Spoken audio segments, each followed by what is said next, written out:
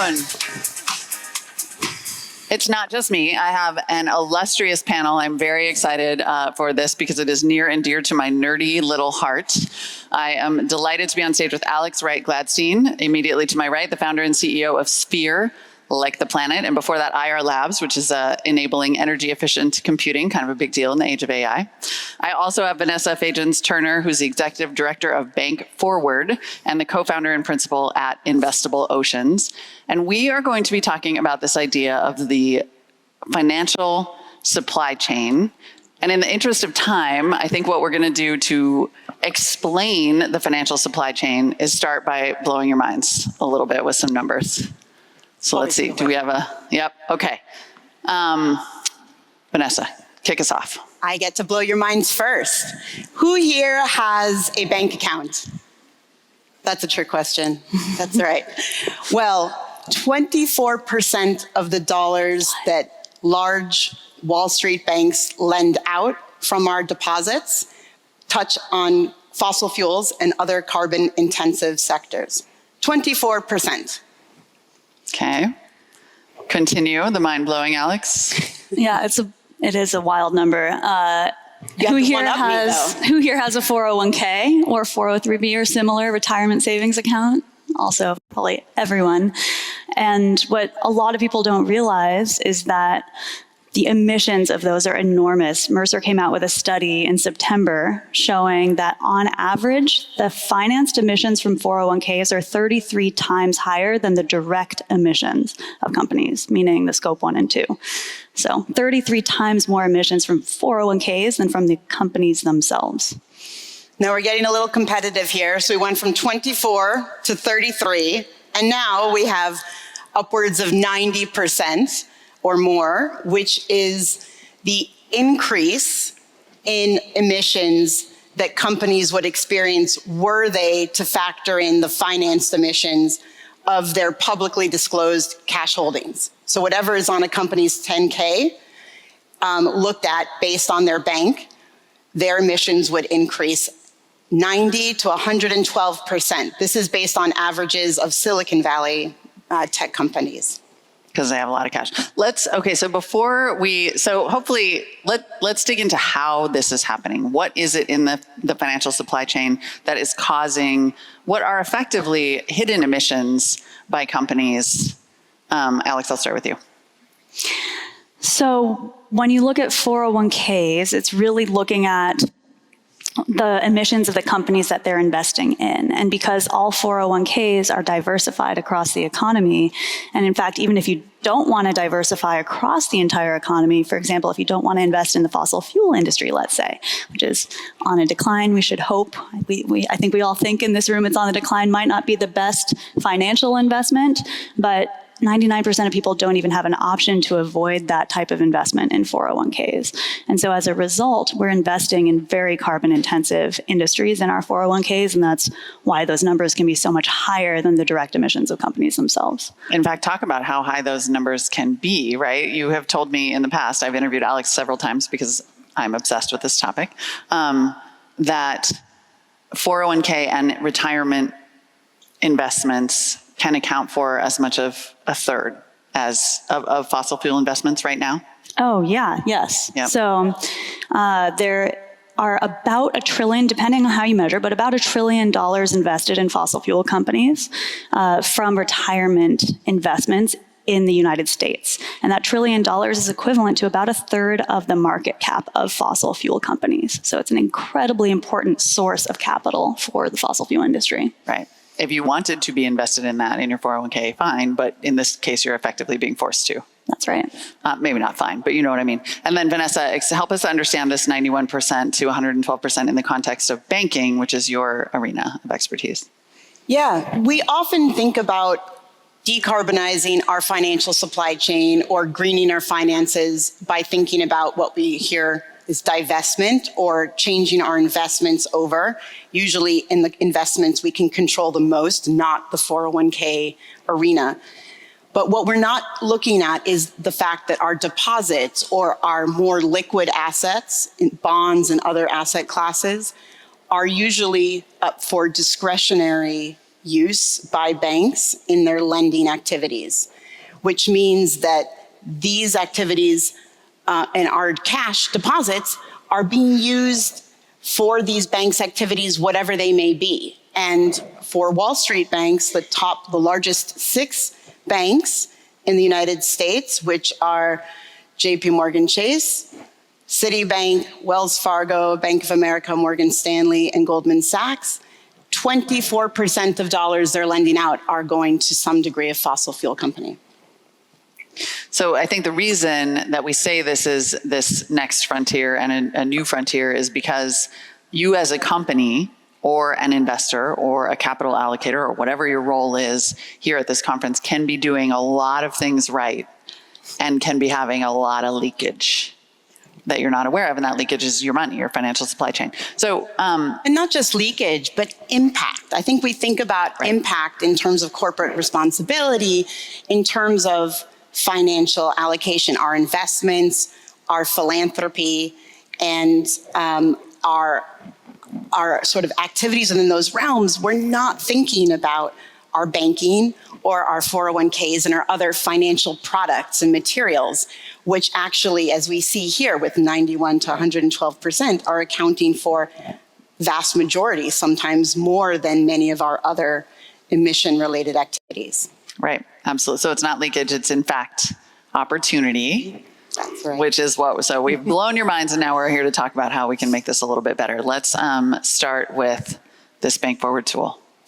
BankFWD's partnered with Green Portfolio and the Outdoor Policy Outfit and several other great partners, our data partner South Pole, to produce a calculator that helps individuals and companies at the rough level estimate what the emissions of their cash holdings would be. Right now, we have 6 main banks worth of data. In a month and a half, we will have over 20, and soon we will have even more data for as many banks as possible that allow you to input what cash holdings you have at a specific bank and shoot out what your associated emissions are and how much you can reduce your emissions by moving money to a greener bank. And there are several options there. That's the key opportunity here, that in fact, if you are looking to make and reach a net zero goal, this tool is helping you understand how much you can save, and pretty quick changes if moving money is an option. Is the tool designed for companies, for consumers, for all? Right now, the tool is designed for individuals, and it doesn't allow for you to break down your asset classes. We will soon have a version that allows for more sophisticated financial differentiation. So right now, it's a pretty plug-and-play tool in beta, and we'll have the new version certainly by Climate Week in September, and probably be piloting it before then. Perfect. All right, and then Alex, tell us what you're working on. So at Sphere, we have a platform we're developing called the Atmosphere that helps sustainability teams of companies measure the emissions from their 401ks and understand how to reduce those, which involves not just modeling what 401k emissions could be if certain fund options were to be replaced, but also understanding how to engage with the benefits team, with the people who have the fiduciary responsibility for 401ks, how to use their language, because sustainability teams oftentimes don't really know that language of fiduciary duty that the benefits team speaks. And so this tool really helps empower the sustainability team to go make changes. Well, and talk about, as we have learned somewhat painfully recently, it is very easy to move your money if you want to. It is not as easy to change 401k plans in some cases. And like you said, to sort of engage your sustainability team with this question of financial supply chain, which feels like two totally different parts of the house. How does this tool then help lead to that kind of change, and what needs to happen to get better 401k options for people? Yeah, it's interesting. When you talk to people in the financial industry, more often than not, the vast majority of people in finance even don't really understand what goes into making 401k lineup decisions. And that's because it is a pretty niche industry within finance, and it's different than the rest of finance. It has some very specific rules from the Department of Labor regulating how 401k lineup decisions have to be made. And I think it can oftentimes feel overwhelming to people once they stick a toe in it, like, oh my gosh, this seems impossible to change. And so this tool is really meant to help empower people to not get intimidated by that and to really lean in. And it all comes down to that language of fiduciary responsibility.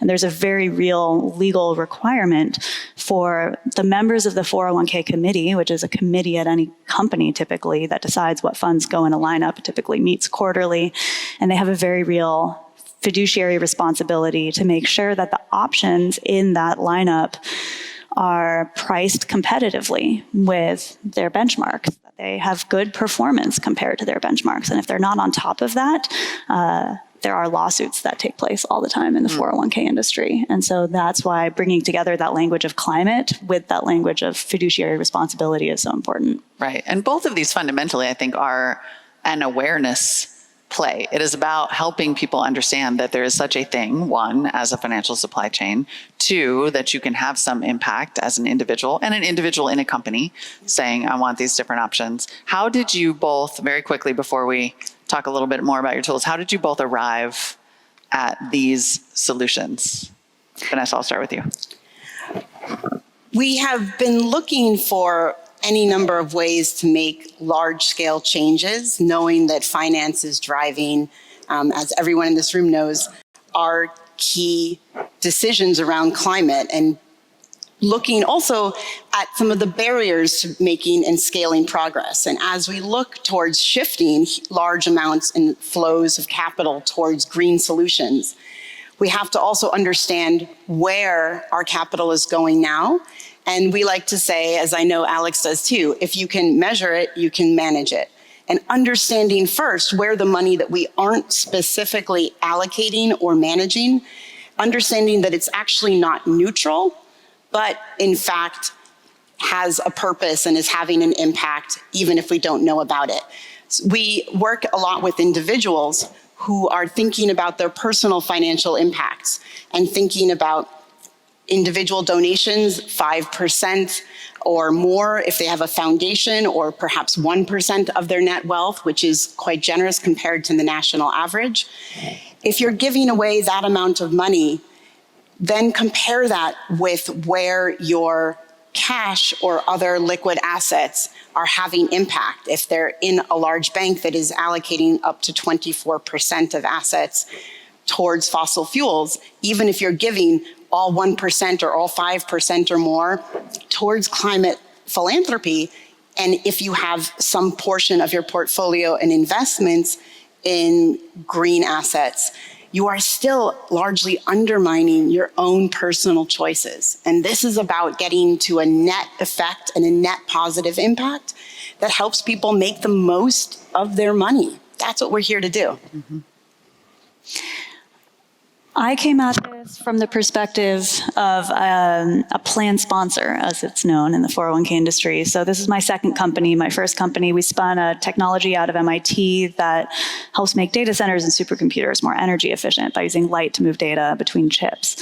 And as a climate tech company, I thought it was a no-brainer to ask our 401k providers when we set one up back in 2017 for a climate-friendly investment option in the plan. And it took over 3 years and a lot of persistence to get a single climate-friendly option.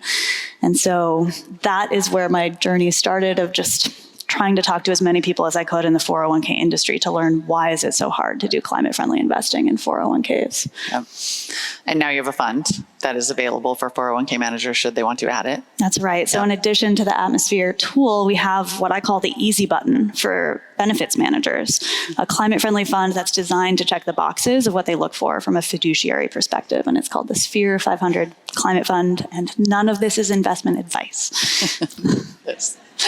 It may be investment suggestion. Inception. I'm going to stop before I get us all sued. So finally, I know that everyone in this room has a lot on their plates. when it comes to managing net zero commitments and figuring out what to tackle next, which I think leads us to our kind of closing question, which is, why are we talking about this right now? What is coming down that is going to make this actually a pretty acute issue for companies? Well, you've heard it here, not first, but if you haven't been looking, as the nerds among us have been, at the greenhouse gas protocol, which I know several of you in the audience are quite involved with and helping lead, or other types of disclosure discussions, some of these key frameworks, like the greenhouse gas protocol, which is the global leading framework for measuring and reporting emissions for corporations, for cities, and for a lot of organizations and nonprofits, then they're reviewing their standards and likely to begin requesting reporting based on investments, and as part of investments, reporting on all financed emissions within Scope 3 category.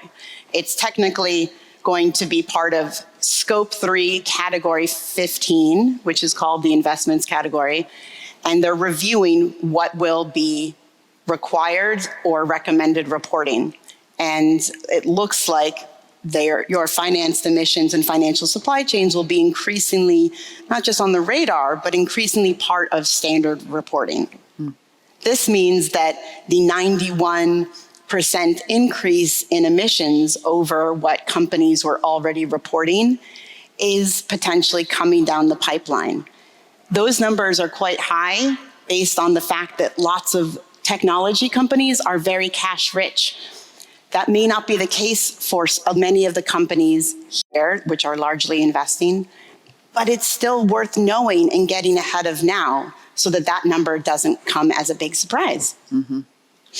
Yeah, I personally found it shocking when I first started Sphere. I was talking to a lot of people, not just 401k advisors, but also employees at big companies, at the big tech companies. There are entire movements of employees who've been asking for climate-friendly investment options in their 401ks for many years. And whenever I approach people on sustainability teams at companies and brought up this issue, they would act very personally interested and think, oh my gosh, I can't believe this. This is so important. I wish I could spend time on this. But they didn't feel they could spend their work hours on it because it wasn't something they were measured by.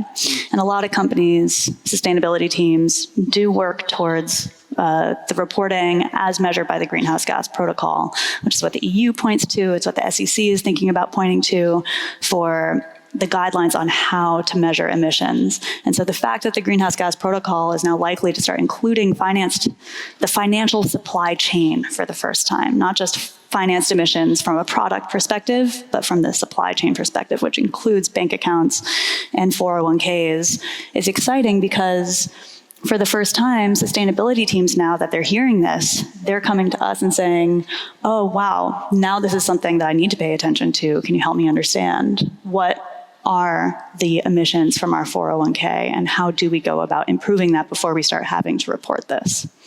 Exactly. This is going to be, what we'd love to see is that financed emissions and financial supply chain emissions accounting are a part of every sustainability plan. It can be its own pillar because ultimately they are very impactful. And I think luckily there are starting to be a large number of solutions and alternatives that I know many of the tech companies are looking into. And we're grateful to have Alex leading the charge on one of them. So please consider this notice. You are officially on notice with respect to your financial supply chain. Vanessa, Alex, thank you so much. And of course, the resources that we talked about are at this website, bankforward.org/greenfin23. Appreciate you two so much. Thank you so much, Molly. Molly.